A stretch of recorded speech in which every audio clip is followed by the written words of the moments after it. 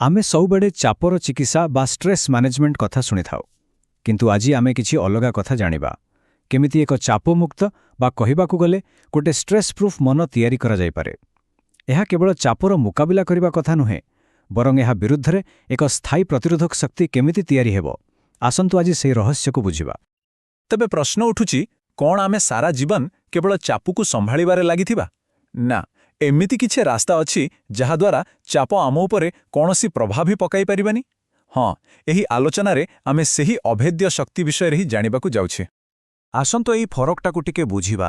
देखंतु गोटे पटे अछि चाप परिचालना जहा सामयिक आराम दिए किंतु एहा सबुबेले प्रतिक्रियाशील होइथाय माने समस्या आसिला परे आमे किछि करू।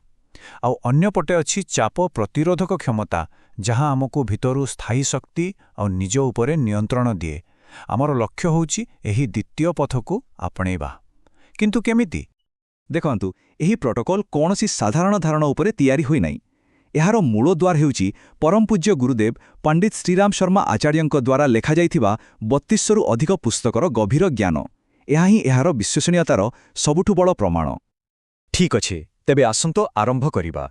प्रथम पर्याୟରେ आमे एक एमिति शक्तिशाली कवच तैयारी करिबा उपरे ध्यान देबा जहा चाप विरुद्धरे आमको एक स्थायी सुरक्षा देब। आउ एही कवचर मूलरे रहिछि प्राणशक्तिर धारणा। एहा आम भितरर जीवनी शक्ति। भाबि नियंतु एहा आमर आभ्यंतरीण बैटरी। जेतेबेले एही शक्ति बढ़े एहा एक अदृश्य ढाल तैयारी करे जहाको कोनोसी बाहरर चाप भेद करि पारेनी। तेबे प्रोटोकॉलर आरंभ बहुत सरल। प्रति घंटारे एक मानसिक रिसेट। बस केवल 3टा गभीर निश्वास नेबाकू हेबो आउ मने मने कहिबाकू हेबो मु चाप मुक्त। एही छोट कामटी मनकू प्रति घंटारे रिचार्ज करे आउ चापकू भीतरकू आसिबाकू दिएनी। द्वितीय उपायटी हेला आम अवचेतन मनकू पुणी थरे प्रोग्राम करिबा। प्रति रातिरे सोइबा आगरु आसंता काली पई 3टी सकारात्मक लक्ष्य लेखिबाकू हेबो। एमिति कले मन राति सारा चिंता करिबा बदलरे समाधान खोजिबारे लागि जाए। एही शक्ति कवचर तृतीय स्तंभ हेउछि आम शरीर। खाद्यकू केवल पेट पुराइबा पाई नुहे बरं ईश्वरंकर प्रसाद भावी धीरे धीरे ग्रहण कले कौन हुए जानती? एही छोट परिवर्तनटी प्राणशक्तिकू तुरंत 50% पर्यंत बढ़ाई दै पारे। ठीक अछि, तेबे आमे शक्ति कवच तो तैयारी करिदेले। एबे आसिबा द्वितीय पर्यायकू। एठारे आमे आम भितरर दुनियाकू नियमित भावे पोषण देबा उपरे ध्यान देबा। जेमिति शरीर पाई खाद्य दरकार सेमिति मन और आत्मा पाई भी पोषण दरकार। एही पदक्षेपटी बहुत शक्तिशाली। जेतेबेले भी कोनोसी समस्या आसे आमे चिंता करिबारे लागि जाऊ किंतु एठी कुहा जाउची चिंतन करिबाकू माने सक्रिय भावे समाधान खोजिबाकू। केवल 10 मिनिट समय नहीं 3टी सृजनात्मक समाधान विषय भाबिले मस्तिष्क धीरे धीरे एक सॉल्यूशन फोकस्ड मशीन रे परिणत होई जाए। जेमिति कंप्यूटर बा मोबाइल को रिबूट करिबा दरकार पड़े आम मन को मध्य सेमिति नियमित रिसेट दरकार। प्रति 3 घंटारे मात्र 1 मिनिट पाई एकाग्रता सहित गायत्री मंत्र जप कले मन स्पष्ट और तीक्ष्ण रहे आउ सठिक निष्पत्ति नेबा सहज होई जाए। निस्वार्थ आउ गुप्त सेवार शक्ति बहुत अधिक। प्रतिदिन मात्र 15 मिनिट कोनोसी परिचय न देई काहारिकू साहाय्य कले एक अद्भुत आंतरिक शांति मिले। कारण जेतेबेले आमे अन्य मानंकर समस्या उपरे ध्यान देउ निजर चिंतागुड़िक आपे आपे छोट होई जाए। बेस एबे आमे तृतीय आउ अंतिम पर्याୟରେ पहुँची गले।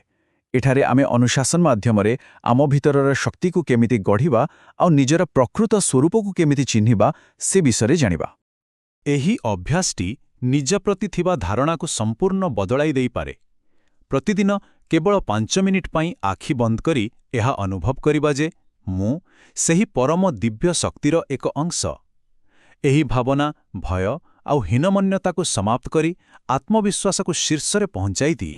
निज जीवनर पूरा दायित्व निजे नेबा एहा एक बहुत बड़ परिवर्तन आनी पारे। जेतेबेले आमे निजर सफलता और विफलता पाई अन्यकू दोष देबा बंद करी देउ सेतेबेले अभियोग करिवार मनोभाव एक सक्रिय कार्य करिवार मनोभाव रे बदली जाए। बड़ बड़ विजय पाई छोट छोट अनुशासन ही आरंभ करिबाकू पड़े। कोनोसी गोटिए छोट खराब अभ्यास को बाछि ताकू 21 दिन पर्यंत छाड़ीबार संकल्प नेबाकू हेबो।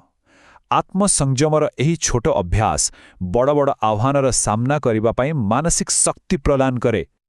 तेबे एबे सबुकिछि को एकाठी करिवार समय आसीगला। ଆଉ ଏକ ଚୂଡ଼ାନ୍ତ ଶକ୍ତିଶାଳୀ ସଂକଳ୍ପ ଗଠନ କରିବାର ସମୟ।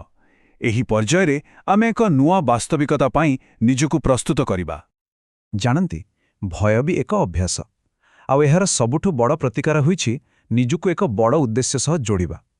ପ୍ରେରଣାଦାୟକ ସାହିତ୍ୟ ପଢ଼ିଲେ ବା ଭିଡ଼ିଓ ଦେଖିଲେ ମନରେ ଏକ ମହାନ ସଂକଳ୍ପ ଜାଗ୍ରତ ହୁଏ, ଯାହା ଆଗରେ ଛୋଟ ଛୋଟ ବ୍ୟକ୍ତିଗତ ଭୟ ବହୁତ ତୁଚ୍ଛ ମନେ ହୁଏ।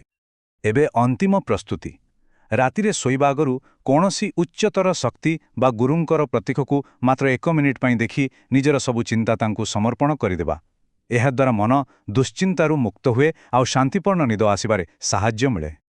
ତେବେ ଏବେ କ'ଣ କରିବା? କଥାଟା ବହୁତ ସରଳ। ଏହି 12ଟି କାର୍ଯ୍ୟରୁ ସବୁ କରିବା ଦରକାର ନାହିଁ।